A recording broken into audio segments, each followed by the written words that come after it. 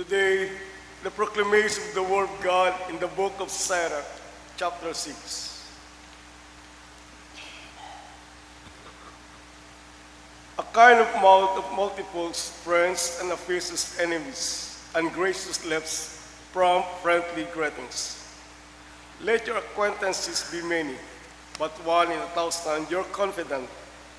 When you gain a friend, first test him, but be not too ready to trust him. For one sort is a friend when he sought him, for he will not be with you in the time of distress. Another is a friend who becomes an enemy and tells of your quarrel to your shame.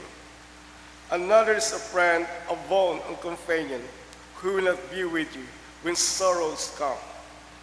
When things go well, he is your other self, and lords is over your servants.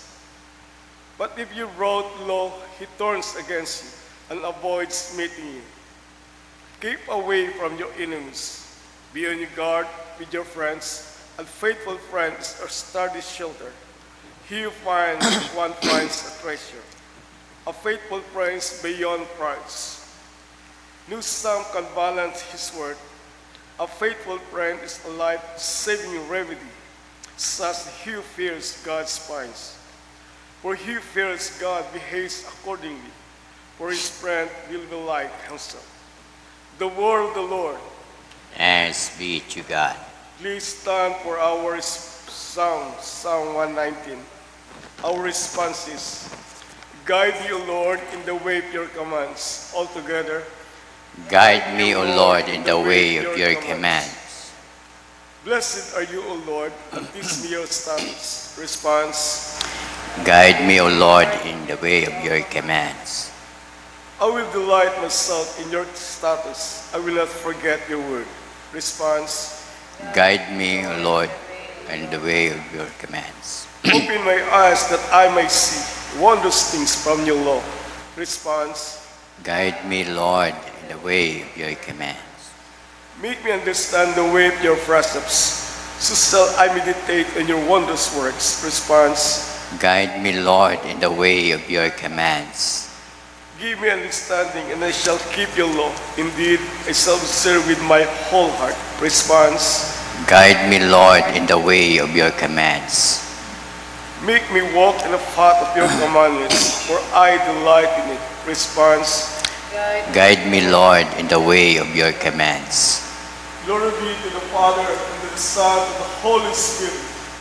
As it was in the beginning, is now, and ever shall, world without end. Amen.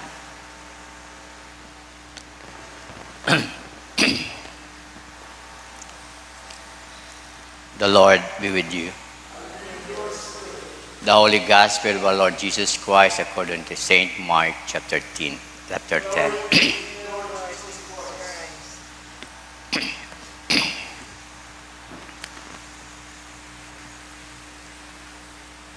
Then he arose from there and came to the region of Judea by the other side of the Jordan.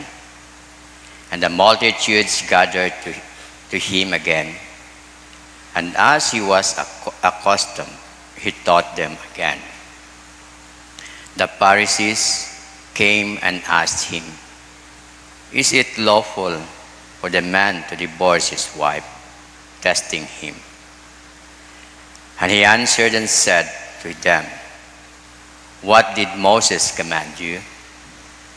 They said, Moses permitted a man to write a certificate of divorce and to dismiss her. Then Jesus answered and said to them, Because of the hardness of your heart, he wrote you this precept. But from the beginning of the creation, God made them male and female. For this reason, a man shall leave his father and mother and be joined in his wife, and the two shall become one flesh. So then, they are no longer two, but one flesh. Therefore, what God has joined together, let not man separate. In the house, his disciples also asked him again about the same matter. So he said to them, whoever divorces his wife and marries another commit adultery against her. And if a woman divorces his husband and marries another, he commit adultery. The Gospel of the Lord. Praise you, Lord Jesus Christ. Please be seated. Good morning. Nabatian nga nila itong Gospel. And may akong nadumduman nga, nakilala ko nga isang kaunga. Daya ay bunga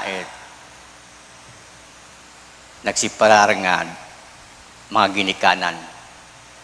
Then,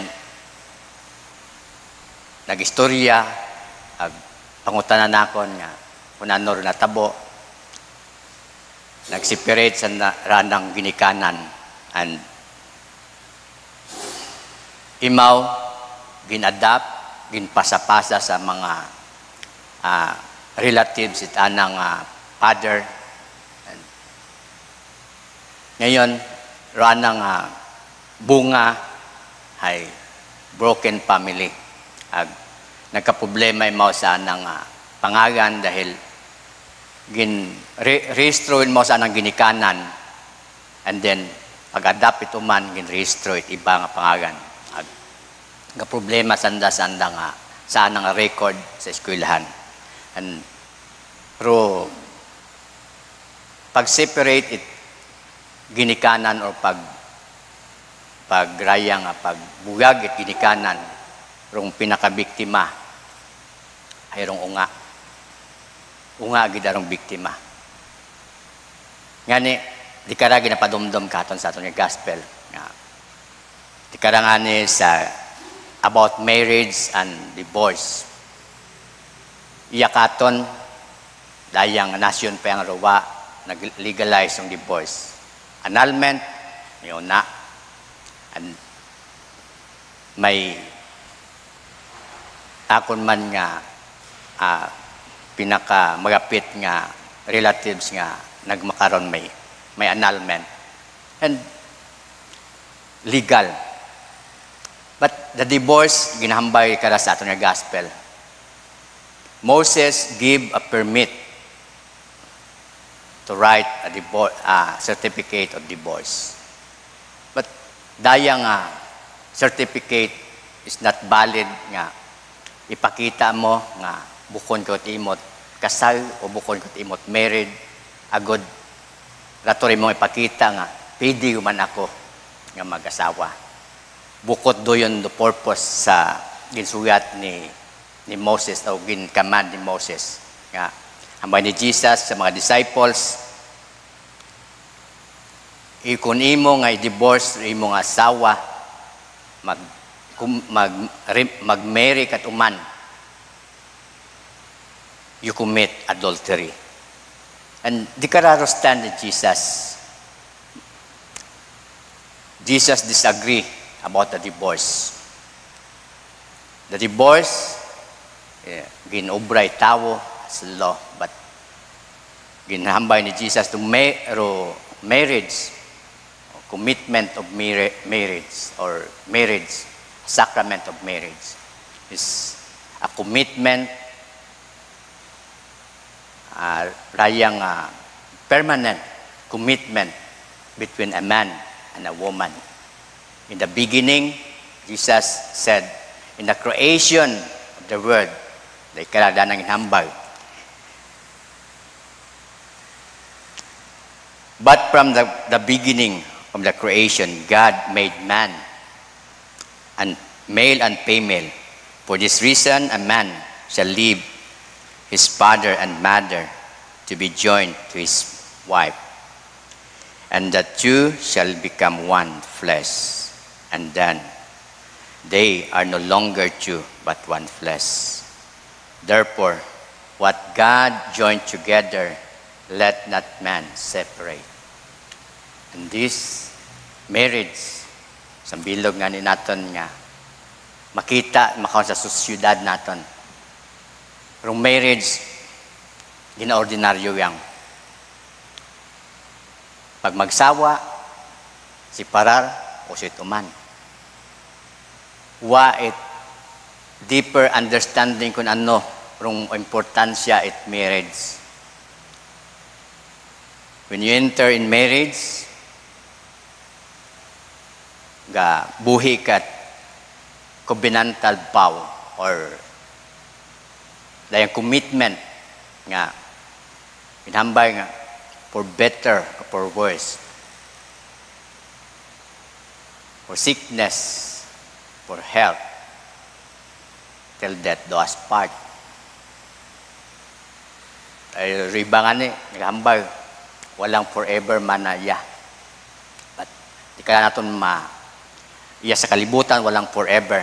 But di ka sa aton niya covenant, aton niya commitment kung gasugod kita sa marriage. Pinahambay love and cherish sa imong wife or imong husband. Sa sitwasyon man nga manami o bukon, sa kapobrihan o sa kabuganaan, sa masakit o sa mayad, sa magayran o sa health, una ka, support. Yun ginahambay nga, lay down your life to your husband or lay down to your life to your wife. Doon yung pinaka madawong nga commitment nga atong ginabuhian between sa imong husband or sa imong wife and to God. Marriage is not for a certificate or dayang marriage of certificate, but it is a sacrament. Sacrament which God instituted. The two person become one, and that is the mystery of marriage. That Jesus said that no man can separate that God joins together. And it is Jesus disagree or oppose the divorce, and he stand for the marriage, the commitment, the covenantal vow that aton nga ginabuhian kapin kita gid nga ginkasal sa simbahan, bayit pare, ikutan na kita, imo baga ginahigugma hasta sa kamatayon, raya nga imong ginapakasayan. Yani, that is the commitment nga una ka, anuman dong sitwasyon, una ka sa anang guyo. Because you are two, but in God, in the eyes of God, you are one.